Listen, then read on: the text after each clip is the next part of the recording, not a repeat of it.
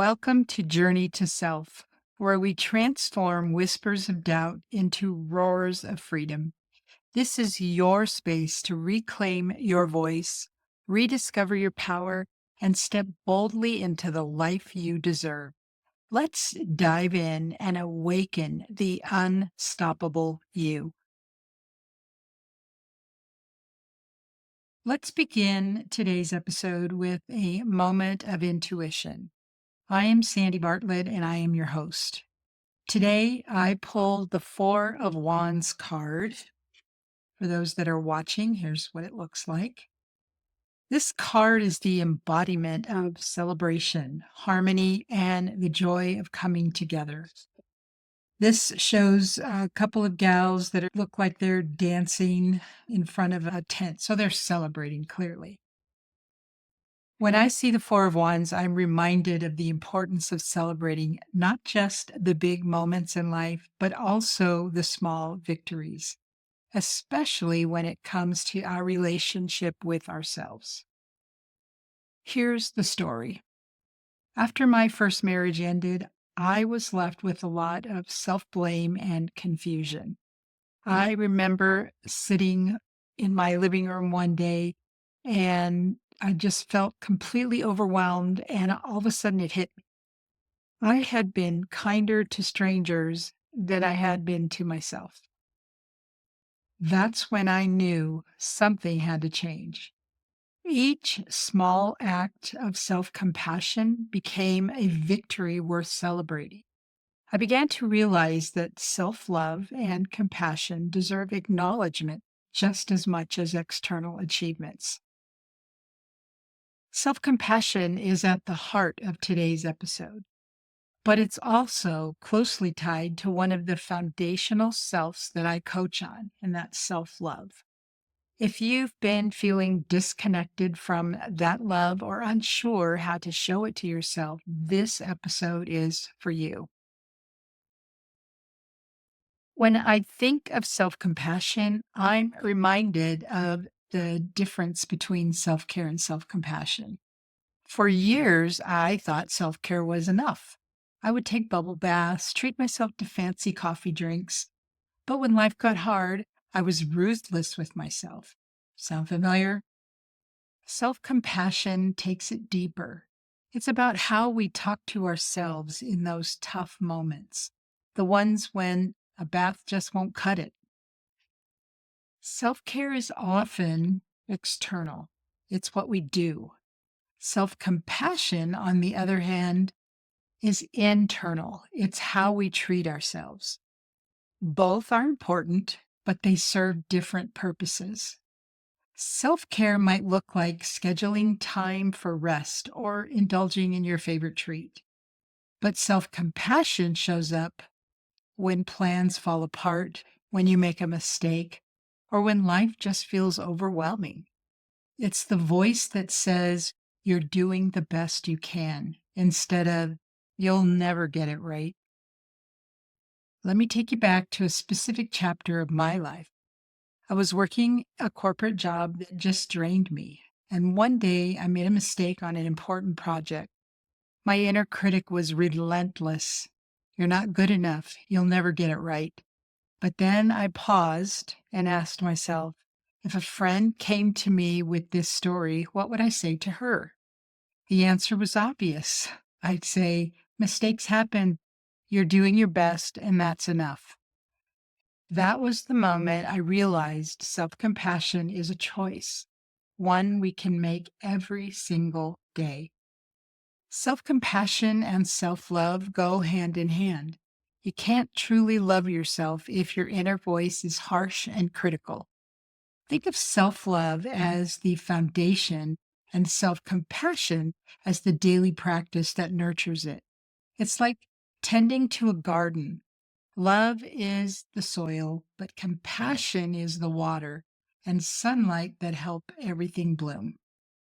As we discuss self compassion, I want to invite you to celebrate every small moment where you choose kindness over criticism. These are the milestones of self love, little wands of celebration you can plant along your journey. Here's how you can start. 1. Notice your inner critic. Begin by listening to your self talk. Keep a journal if that helps, or put it in the notes app on your phone. When you catch yourself with saying harsh or judgmental words, take note because awareness is the first step. Number 2, reframe those negative thoughts. Replace self criticism with kindness. Imagine you're speaking to a friend. What would you say? Speak those words to yourself. Number 3 is practice daily acts of self kindness. Simple affirmations can shift your entire mindset. For instance, say to yourself, I'm doing my best, and that's enough. And number 4, combine self care with self compassion. The next time you engage in a self care activity, like taking a bath or going for a walk, pair it with a kind thought about yourself. For example, as you relax in the bath, remind yourself, I deserve this rest. For our inner reflection today, let's take a moment and reflect, where in your life are you the hardest on yourself? Is it your appearance, your achievements, or maybe even your past mistakes? For me, one area was my self image. I spent years being overly critical of how I looked, especially as I began to age. I remember one particular day I was trying on clothes and felt defeated. My inner dialogue was cruel, but then I paused and reminded myself, aging is a privilege, and not everybody gets to age. Every line and curve tells a story. That simple act of reframing changed everything. So, what's one area of your life where you could offer yourself a little more grace? And how might nurturing your self compassion help you reconnect with a sense of self love and celebrate those small, meaningful victories? For our whispers of wisdom, Kristen Neff is a pioneer in self compassion research, and she said it best.